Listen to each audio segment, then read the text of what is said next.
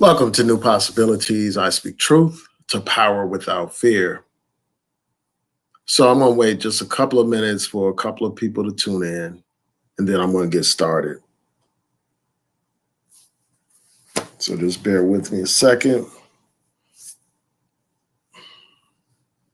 I know it's late. It's probably going to be only a few people, but I'll give it a couple of minutes, a couple of seconds, and then I'll get right into this content. Again, I want to encourage people to follow me on Twitter at New Pos Blog. Also, I want to encourage you to follow me on Facebook at New Possibilities. So I'm going to go ahead and get right into it.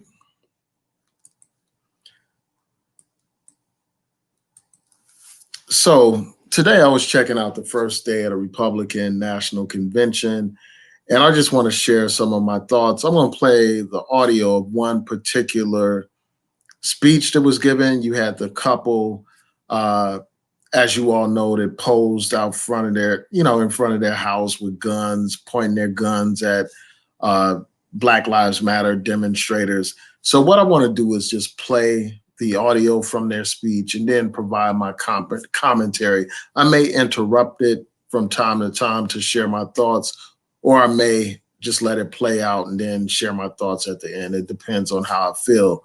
But I thought that speech says a lot about the Republican Party, and I want to explain that. Also, I want to briefly talk about Senator Tim Scott's speech, share my thoughts about that speech, and also share my thoughts about Kim Klasik's speech. And for those of you who don't know, I did a prior video about her. She's running for Congress here in Maryland for the 7th District.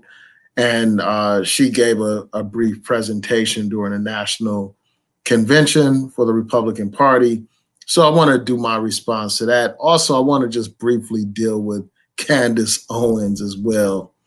Candace Owens was basically snubbed. She wasn't given a spot to speak at the Republican National Convention. And some people have raised an issue about this. And I just want to share some quick thoughts about that as well, if I have time. So the first thing I'm going to do is play this audio from this couple that gave a speech during this convention. This is the couple that held, pointed guns at demonstrators and everything like that. So I'm going to play that real quick and then share my thoughts about what they had to say. We're speaking to you. We are Mark and Patty McCloskey. We're speaking to you tonight from St. Louis, Missouri, where just weeks ago you may have seen us defending our home as a mob of protesters descended on our neighborhood. America is such a great country that not only do you have the right to own a gun and use it to defend yourself, but thousands of Americans will offer you free advice on how to use it. At least that's what we experienced. What you saw. Uh-oh. My phone actually ran out of power, so just bear with me a second. I'm going to charge it up. I'll play that audio again. Again, that audio is from the McCloskys. Again, that's the couple that pointed guns at demonstrators in front of their house. Actually, the demonstrators were walking by their house, and this couple proceeded to pose with guns outside of their house and threaten these nonviolent demonstrators. These are the people that the Republican Party felt worthy to give an audience to, or to allow to use the party platform to share their views.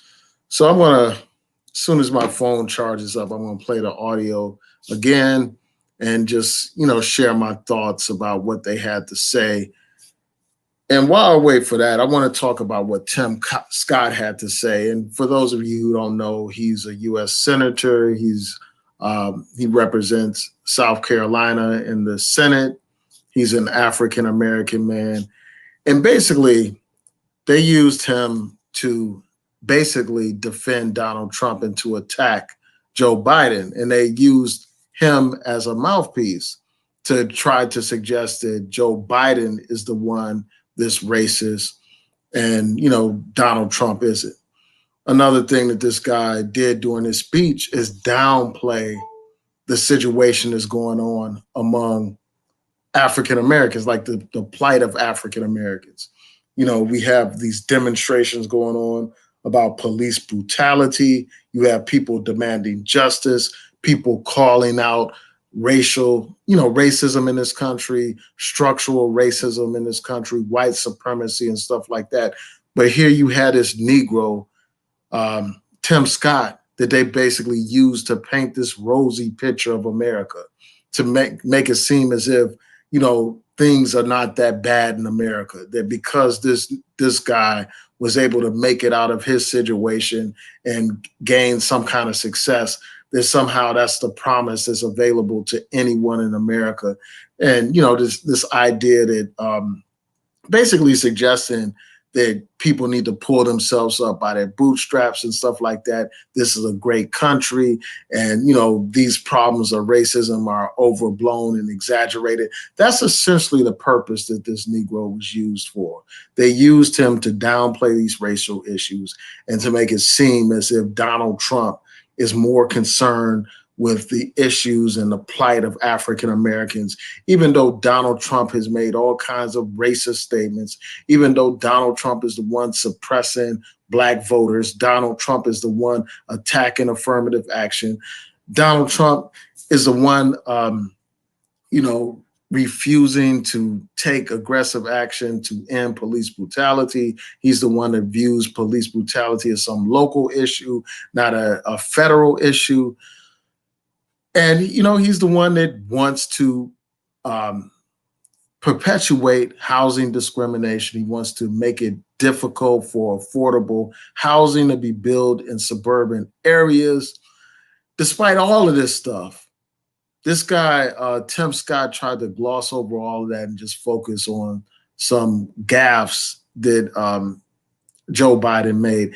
And the thing is, Joe Biden is not the best candidate, as I've said time and time again. He makes these ridiculous statements that these Republicans are able to run with. Here we have a president that is by far like one of the most racist people that have held that office in a long time. And now he's in a position, because of Joe Biden's gaffes and ridiculous statements, to make it appear that he's more tolerant than Joe Biden. So this guy, Tim Scott, used a quote about African Americans not being diverse. The quote from Joe Biden, where Joe Biden is saying that, you're not Black if you don't vote for me. All that kind of stuff, using those kinds of statements and stuff like that to paint Joe Biden as the racist one. Really, when you compare the two and their records and stuff like that, obviously, Donald Trump is far more hostile to the interests of our community than anybody else. And in fact, another thing that Tim Scott tried to highlight is, the 1994 crime bill. And in all actuality, I mean, these Republicans are only talking about this crime bill because they know that plays well among some liberals and stuff like that. They understand that this will cause many people not to vote for Joe Biden, when the fact of the matter is Republicans support the crime bill. They support locking people up. They support that policy. And you can't tell me that, that Tim Scott is so against the 1994 crime bill. The only reason why he's mentioning that is that he knows that that's a weak spot for Joe Biden. He knows that many of us hate the fact that Joe Biden supported the crime bill and stuff like that. So they're playing to that, even though these Republicans are running on law and order, even though these Republicans support locking up as many Black people as they can. And then, he cited this weak crime reform that Donald Trump has implemented, this very weak reform measures that he has taken. And he tried to compare that to Joe Biden supporting this 1994 crime bill and all that kind of stuff. And the fact of the matter is, many civil rights organizations have looked at this, these so-called reforms that Donald Trump has implemented or put forth, and had Congress pass, and they talk about how it falls very short in terms of creating the kind of change that we need to see in the criminal justice system. And then, one thing that's very important for people to understand with respect to this crime bill is that, I obviously opposed it. I opposed the crime bill. I think that was a huge mistake for it to be passed in retrospect, given the fact that it's helped contribute to the problem of mass incarceration. That is something that needs to be addressed. But the fact of the matter is, again, many of these Republicans supported it and voted for it at the time. And, they're running on law and order now, so they can't act like they really oppose what the 1994 crime bill is all about. They just want to make it an issue because they know that it's an issue for many of us who oppose that crime bill. And one thing that people have to consider is that we are looking at this thing from modern eyes. We're looking at the situation now. At the time, most of the Congressional Black Caucus supported the crime bill because you had many communities that were ravaged with the crack epidemic. You had a situation where many cities were plagued by violence, and people were, trying to grasp at any kind of strategy that would try to reduce the violence and the addiction in Black communities. And this policy was detrimental to the Black community. But at the time, many people didn't really have the foresight to see what kind of impact it would have on Black communities. I'm not defending that law or anything like that. I don't, it's again something that I oppose. But these Republicans are shameless in their exploitation of this particular issue, knowing damn well that most of these Republicans voted for that bill, support it today, and are running on law and order. They're the party running on lock up people and strictly enforce law and order to clamp down on these protesters and things of that nature. So yeah, I just wanted to talk about that. It's just a shame that the Republicans, every year, every time they have their convention, even though that party is predominantly white, they have a disproportionate number of Black token Negroes that they parade out there for you to give this impression that they're actually a diverse party, that they're a party that's inclusive, when the fact of the matter is, it is not really that diverse. It's only a few token sprinkled Negroes that are in that party to begin with. And very few are in positions of power.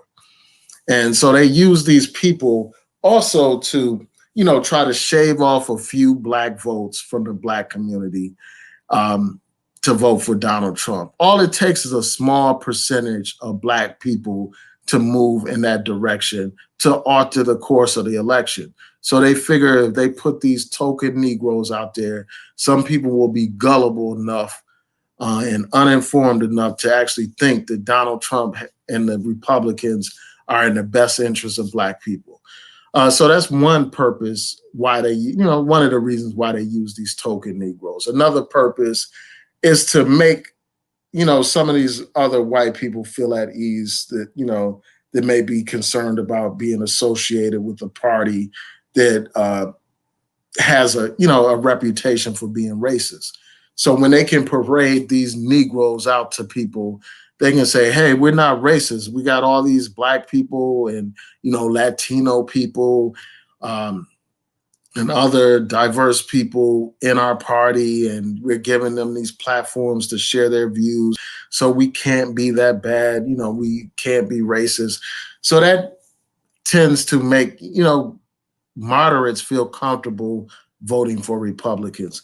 So that's my thought about that guy, Tim Scott's speech. I just think he was glossing over major issues, trying to paint a rosy picture of America. That's not the reality of America.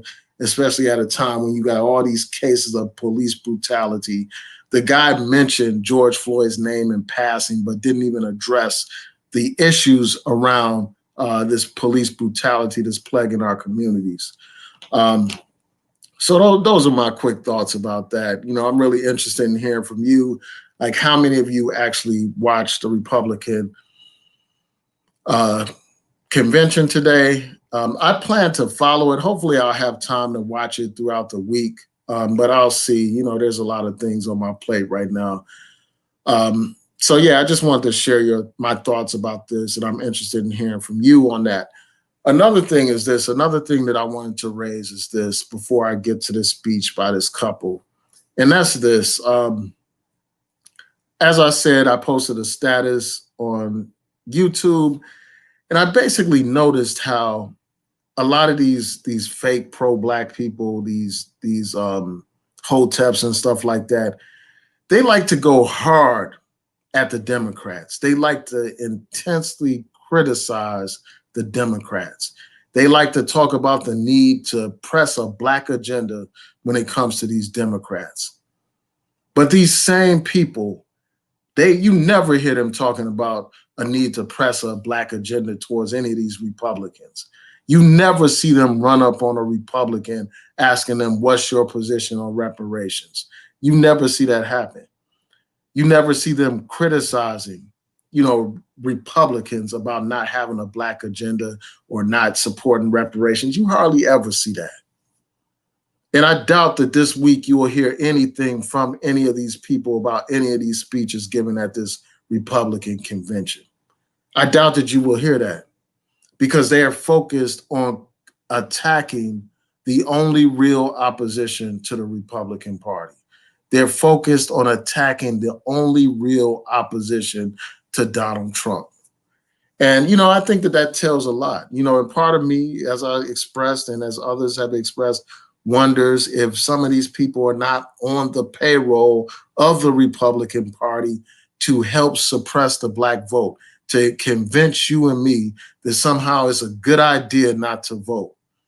And I'm going to elaborate on that a little bit later. There's a couple of little points that I want to make on this particular topic. I saw, a video where somebody was talking all this stuff, and I want to touch on some of those things. But before I do that, I want to get to this interview. Well, not an interview, the speech that this couple gave at this convention.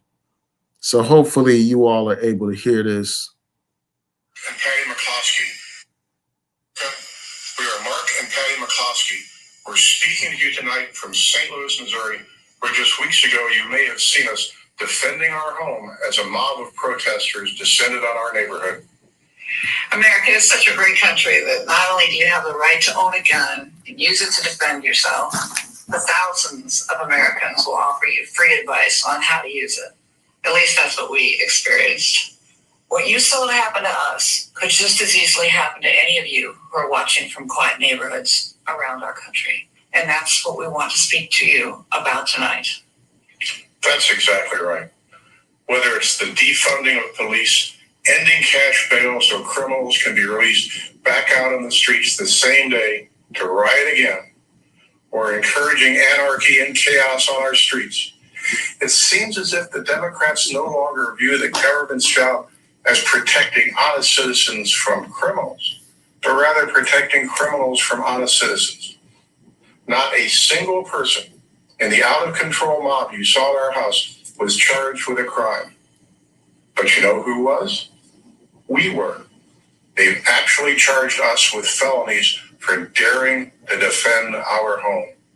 On top of that, consider this. The Marxist liberal activist leading the mob to our neighborhood stood outside our home with a bullhorn screaming, "You can't stop the revolution." Just weeks later, that same Marxist activist won the Democrat nomination to hold a seat in the U.S. House of Representatives. In the city of St. Louis, that's the same as winning the general election. That Marxist revolutionary is now going to be the Congresswoman from the 1st District of Missouri. These radicals are not content with marching in the streets. They want to walk the halls of Congress, They want to take over.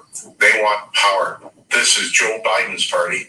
These are the people who will be in charge of your future and the future of your children. They're not satisfied with spreading the chaos and violence into our communities. They want to abolish the suburbs altogether by ending single-family home zoning. This forest-free zoning would bring crime, lawlessness, and low-quality apartments into now thriving suburban neighborhoods. President Trump smartly ended this government overreach, but Joe Biden wants to bring it back. These are the policies that are coming to a neighborhood near you. So make no mistake, no matter where you live, your family will not be safe in the radical Democrats' America. At this moment in history, if you stand up for yourself and for the values our country was founded on, the mob, spurred on by their allies in the media, will try to destroy you. You've seen us on your TV screens and Twitter feeds. You know that we're not the kind of people who back down. Thankfully, neither is Donald Trump. President Trump will defend the God-given right of every American to protect their homes and their families.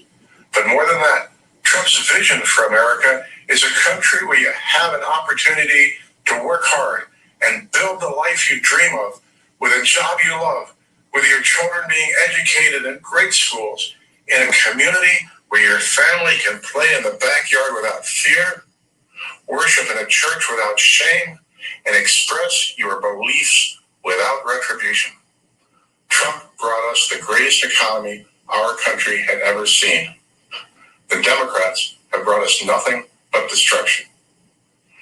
When we don't have basic safety and security in our communities, we'll never be free to build a brighter future for ourselves, for our children, or for our country. That's what's at stake in this election, and that's why we must re-elect Donald Trump. God bless you, God bless the president, and God bless the United States. Okay, so you heard the speech from the McCloskeys. You know, that's the husband and wife who were again posing in front of their house, pointing guns at nonviolent demonstrators that were walking by their home.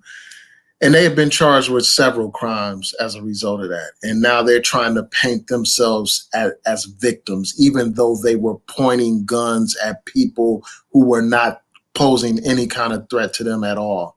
These protesters were not protesting at their house. They were walking by their home. They were not trying to break into their home. They were not trying to damage their property. They were not trying to threaten these people's lives. But yet and still, these people pointed guns at the crowd and threatened people with those guns. And now they have been charged and they're trying to play the role of victim. And these are the people that the Republican Party decided to have address the Republican Party at the National Convention on the very first day of the convention.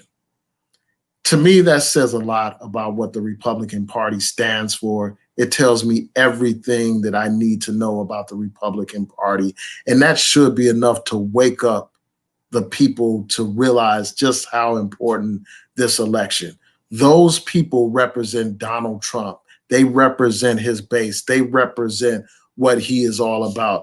And see, the Republicans are trying to have it both ways. They want to pretend like they support diversity and, you know, inclusion of Black people and all this and that, while at the same time they have this racist couple giving an address to the Republican Party.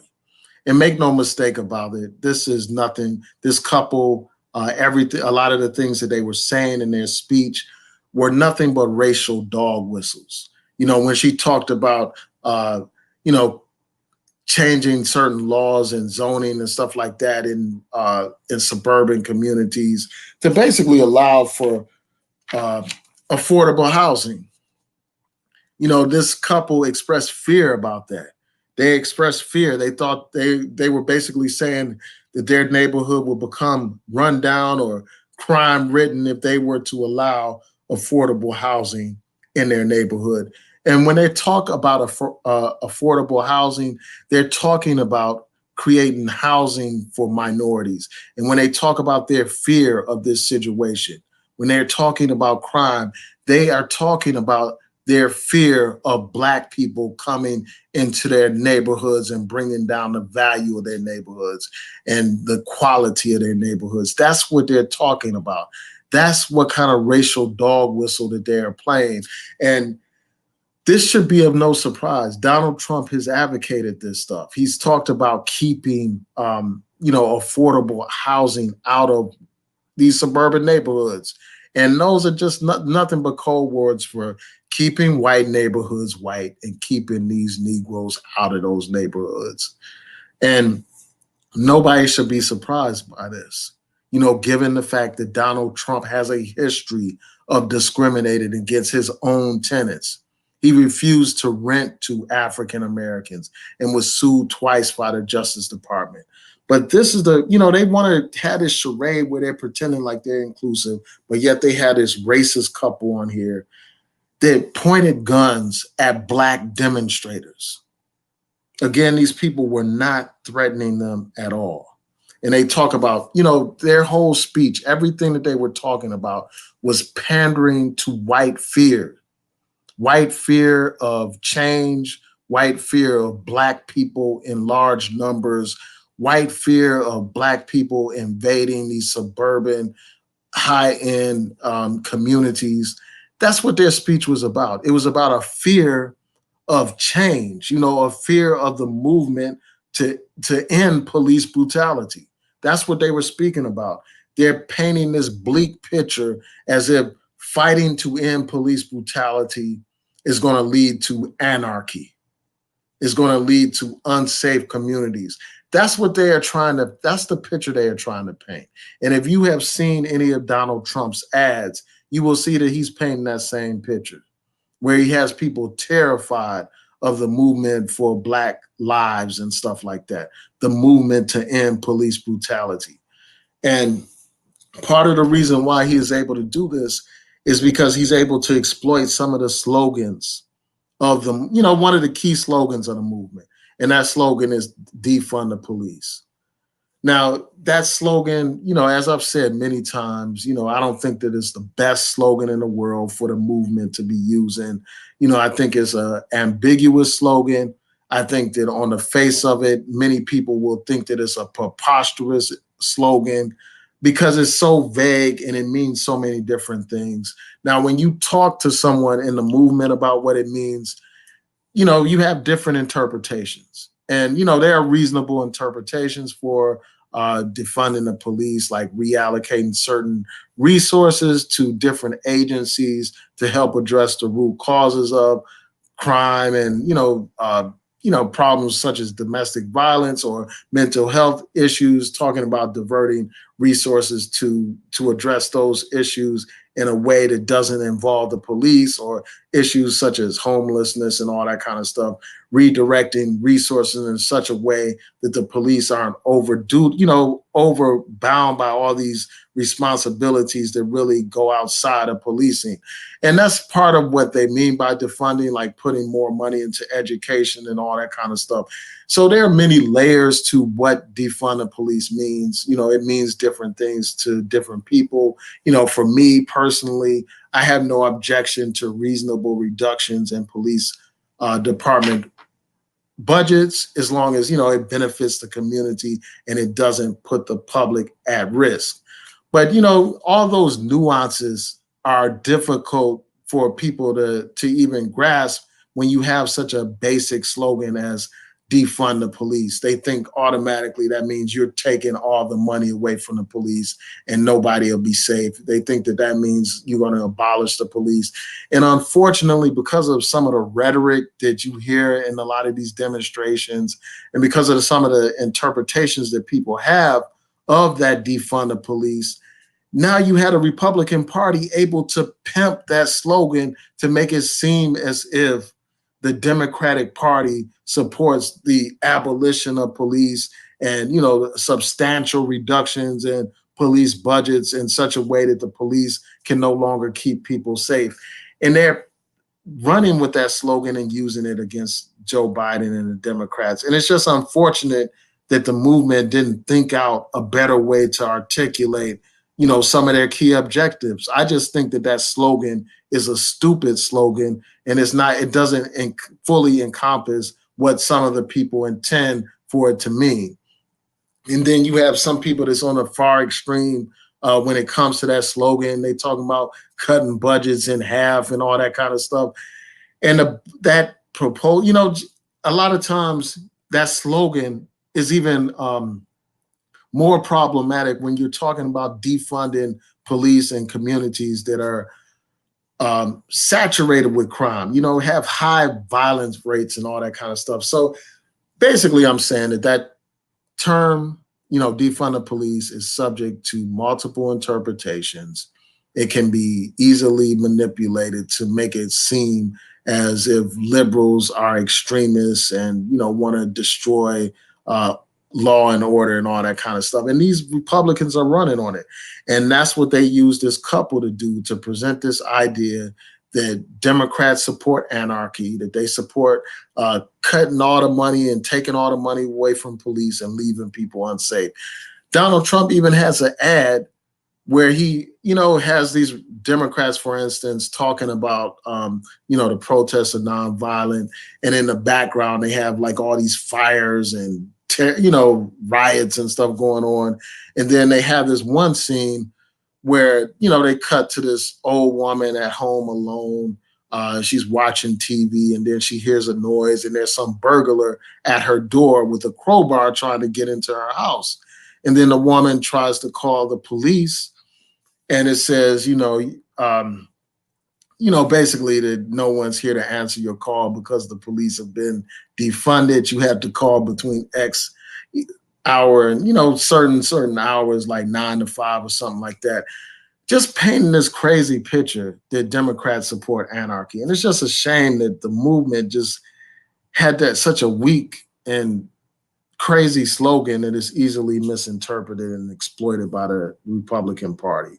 But my point for bringing that up is, again, this couple raised that issue, and they're using it to justify voting for Donald Trump. Another thing that they kept, another buzzword that these people keep throwing around is Marxism, making it seem like Democrats are all socialist, communists, Fidel supporting, revolutionaries like Che Guevara and all that kind of stuff. And the fact of the matter is, the Democratic Party is not some revolutionary socialist party or anything like that. And they know it. They know that they're deliberately lying and distorting the facts. I mean, there's nothing at all revolutionary about most Democrats. Like, most of these people get a lot of funding from these corporations. They're supported by corporations. Some of them defend the interests of corporations. And the notion that Joe Biden, somebody that's been, in public life or government life for like over 40 years, that he's some kind of Marxist socialist. I mean, that's just so ridiculous on his face. I mean, he's one of those corporate Democrats, one of those conservative, not conservative, but moderate Democrat. He's not some radical Marxist socialist type of candidate at all. Neither is Kamala Harris, but they're painting these exaggerated pictures in order to get people to vote for Joe Biden, to kind of paint this picture that all of a sudden that these people, if they get elected, they're going to create a socialist America.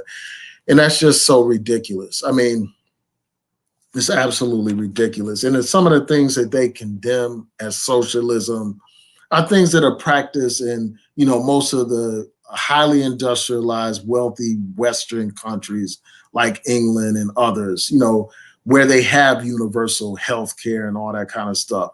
There's nothing radical about universal health care. Most industrialized, civilized countries with resources understand that everybody should have health care. We have a backward system in America where healthcare is a for-profit enterprise when it should be something that's available for all people that need healthcare, especially our people who are disproportionately, uninsured, disproportionately suffer various health conditions and all that kind of stuff. So yeah, I just had to address that point.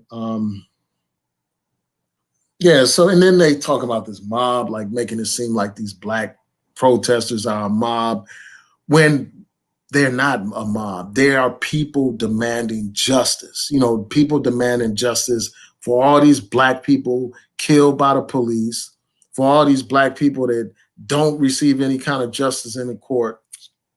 And a lot of times, as I said before, there aren't even charges pressed against these officers. And then in the rare cases when charges are pressed, a lot of times these officers walk. And we know that black men in particular are disproportionately killed by police, even though black men make up like 6% of the population. In 2015, they said that black men made up like 40% of the unarmed people killed by the police. So the people have every right to march and demonstrate. Those people that are marching and demonstrating are not a mob. They are people doing what should have been done a long time ago, and that's fighting for freedom, justice, and equality for black people in this country.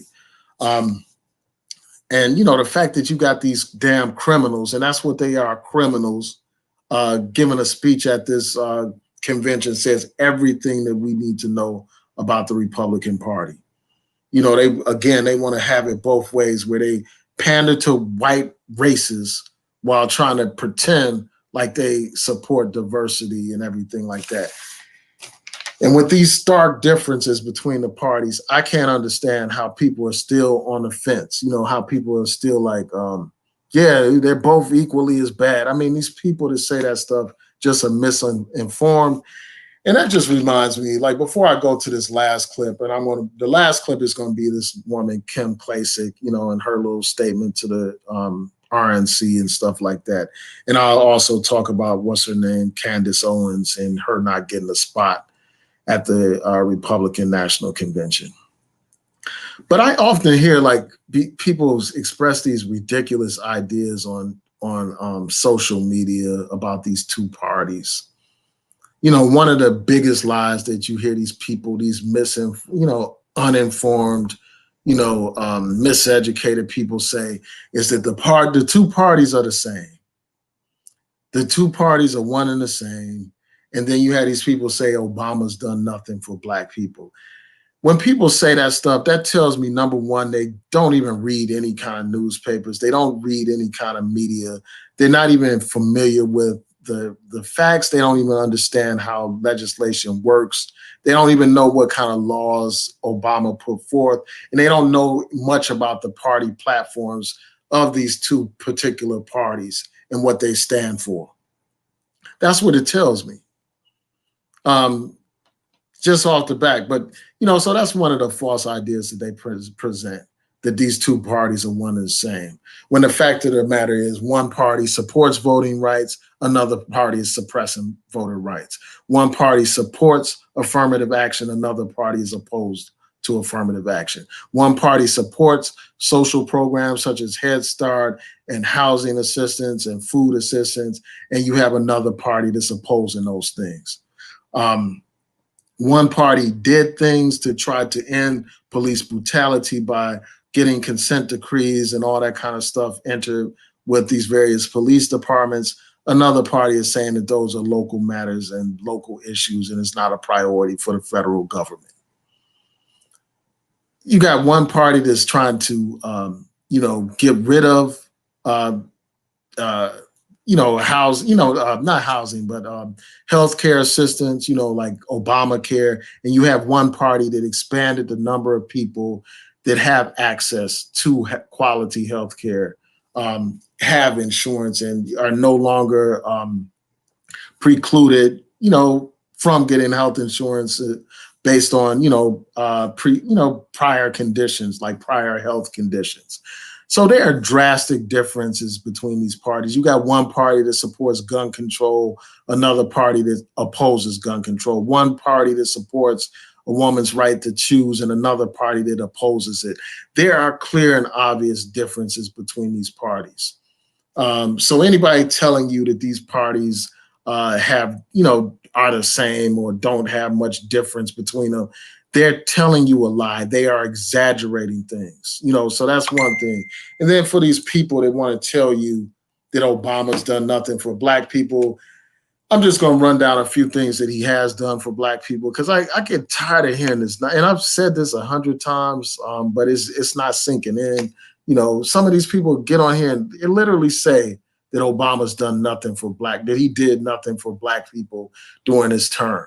Now, I'm not saying that there's not more that he could do for the black community, but let's not tell lies. Let's not exaggerate things and, you know, try to downplay what he actually did do. You know, number one, you know, he entered those consent decrees with various police departments, such as the Baltimore Police, the Ferguson Police Department, etc. He defended affirmative action during his time. You know, he used, you know, through his Justice Department, they fought to defend affirmative action. You know, or the Obama administration defended voting rights in the Shelby County versus Holder case. The Obama administration was responsible for the Brothers Keepers program. The Obama administration was responsible for the Fair Sentencing Act. The Obama administration was responsible for the Excellence in Black Education executive order. The Obama administration helped pass, you know, the Affordable Care Act, which helped ensure a disproportionate number of black people who were uninsured. The Obama administration, you know, put forth laws to get rid of, you know, mandatory sentencing, you know, demanding mandatory sentencing for nonviolent drug offenders. The Obama administration granted clemency to many nonviolent drug offenders, many of whom were black. So those are some things that the Obama administration has done. That's just a few things. So when people tell you that the Obama administration did nothing, they don't know what they're talking about. And then you had this other ridiculous argument that I hear people put out here, this notion that, oh, we need to have Donald Trump in office in order to keep black people woke or conscious so they won't be lulled back to sleep. I mean, that is just one of the most craziest arguments that I heard in a long time. Like they want black people to suffer so that black people will be quote unquote woke and stuff like that. As if black people all of a sudden just fell asleep because Obama was president. Last time I checked, even when Obama was president, people were still marching in the streets for Trayvon Martin, still marching in the streets for Eric Garner, still marching and demonstrating and speaking out and being parts of, you know, organizations for change, still pushing the president, still making demands of the president, still engaged in the struggle. In fact, from what I understand, the whole Black Lives Matter movement started during the Obama administration. So these people that are talking about Obama just lull people to sleep, they're exaggerating. You know, even though Obama was elected, you know, one of the first things that we saw was all the hostility that he was met with because of the color of his skin. So this notion that we have to have an oppressive president in the White House in order to have knowledge and to know what time it is and to understand racism in America, that's just absurd. And, you know, and absolutely ridiculous. Like, how do we benefit by having a white supremacist in the White House? Somebody that's openly hostile to our interests. But anyway, I could go on for days and days about that. Let me get back to this Republican National Convention. I'm going to play one more little audio clip of this lady, Kim Klacik, real quick. So let me just find that real quick. Cleanses and moisturizes with 1/4 moisturizing cream. Just bear with me 1 second. Baltimore's on the national stage tonight. Congressional candidate for Maryland's 7th District, Kim Klacik, addressed the Republican National Convention from West Baltimore. The days of blindly supporting the Democrats are coming to an end. In Baltimore, we have the highest number of black... Yeah, so I want to say this. Like, I don't think that anybody should blindly support anybody, period. You know, whether it's a party or individual. I don't support, you know, I don't believe in blindly supporting anyone. for me, this is about looking at the policies of these two parties. When you look at the policies, and that voice you heard was Kim Klacik, and she put out this idea that the time for Black people blindly supporting the Democratic Party is over with. I don't support the idea of blindly supporting anyone, and that is not, our people don't just blindly support the Democratic Party. We look at the agendas of these two parties. We look at the hostility of one party towards our community, and we look at another party that has, favorable positions on some of the issues that are very important to us. It's not about blindly supporting any one party. And that notion suggests that Black people are just stupid as a collective, that we're just gullible, when the fact of the matter is we're like any other group. We look at the issues and we vote according to the issues. And I cited examples of some of the issues and how those issues are beneficial to us as compared to the positions of the Republican Party. So let me finish playing this audio. Republicans in the entire country running for office this election cycle. Joe Biden believes we can't think for ourselves. Yeah, so before I play the rest of that, I just want to shout out Demetrius Reese. Thank you for your donation. I truly appreciate it. Demetrius Reese says, good stream. I agree with what you say. Thanks a lot for your donation and for your support. Yeah, so let me finish playing this audio. The color of someone's skin. In Baltimore, we have the highest number of Black Republicans in the entire country running for office this election cycle. Joe Biden believes we can't think for ourselves, that the color of someone's skin dictates their political views. We're not buying. Yeah, so as you all know, Joe Biden said, if you're not Black, if you're not voting for me. And I did a video where I criticized that. And I'm perfectly clear, like, I'm not a Joe Biden fan, but I'm a pragmatist. I'm looking at the election and I see that we have two choices in this election. And of the choices, he is the better choice. It's just that simple. It doesn't mean that I agree with, everything that he says. I've expressed my opposition to many things that he has said. But when I compare the two, when I compare him and Donald Trump, there's no way in hell I'm going to vote for Donald Trump. There's no way in hell I'm going to sit at home and let Donald Trump be elected. I'm going to do everything in my power to make sure that Donald Trump doesn't get another 4 years. Again, we got to remember that this is a man who said that those racists in Charlottesville were some very fine people. This is a man who openly panders to white supremacists. Analyze anymore. You and your party have neglected us for far too long. Klacik gathered with friends for. Yeah, so she talks about the Democrats neglecting the Black community for far too long. And I'm not saying that the Democrats are perfect. I'm not saying that, they don't need to address our issues. Obviously, they need to address our issues, and we need to aggressively push our agenda to that party. And we need to get involved before it gets down to the situation like now, where it's like the Democrats have chosen their nominee. Before Joe Biden was, nominated to be the presidential candidate, we had every opportunity to push for more progressive candidates, and many of us did. But these are the choices that we're left with now. So those are just my thoughts. So far, I'm probably going to do a couple of more videos about the Republican National Convention. And I'm just wondering, like, why aren't these other people tracking this Republican thing like they're tracking the Democratic thing? Like, they had all these critiques for Michelle Obama, all these critiques for, Kamala Harris and Joe Biden and Obama. But where are their critiques for any of these Republicans? And the fact that they don't have any critiques for these people speaks volumes in and of itself. Again, I frankly think that some of these people are Republican operatives, either consciously or unconsciously. The other thing that I just wanted to touch on before I leave, and again, I want to thank Demetrius for your donation.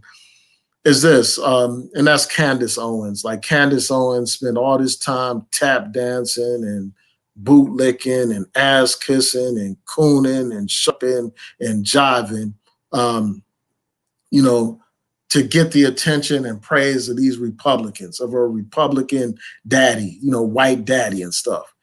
And basically they curved her, basically. They snubbed her, by not allowing her to speak at their national convention. And it just shows you like how these people use you until they use you up. Like once they're done with you, they throw you in the trash or in the toilet like a piece of used toilet paper. And that's basically how they treating this woman.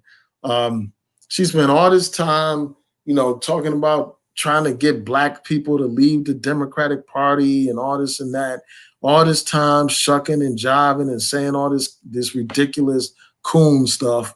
And here she is, treated just like the coon she is, just like the Negro that they see her as. And she's just completely snubbed from this event. And that just shows you just what these people really think about you. It really does. And it kind of reminds me of this meme that I see on social media with Tim Scott, like where he has his hand held out, like, he's on stage with all these white people and he holds out his hand to shake one of these white senators or whatever, and they just leave him hanging. They don't even shake his hand, and he's left there with some goofy expression on his face. And that's just how some of these right-wing conservatives, black conservatives, end up being. So, and I'm glad that, the Candace Owens was snubbed and stuff like that. But anyway, man, I just wanted to share that with y'all. But I want to thank you all for tuning in. Unfortunately, it's super late and I'm not going to be able to get to your comments. I got to get to bed. But anyway, thanks for tuning in. Please rate, comment, subscribe, like the video, share the video, hit that notification bell so that you'll know when I post new content on here. And if anybody is interested in challenging me to a debate, I may just set up a live stream where people can come and get that smoke. And we can debate live on air, and I'll bring you on. If I'm familiar with your channel and I know you're not a troll or something, I'll be happy to debate you anytime. But yeah, I'll set that up for sometime this week. I'll announce it. But if you're interested, you can email me at newpossibilitiesblog@yahoo.com. Peace and blessings, everyone. Have a great night.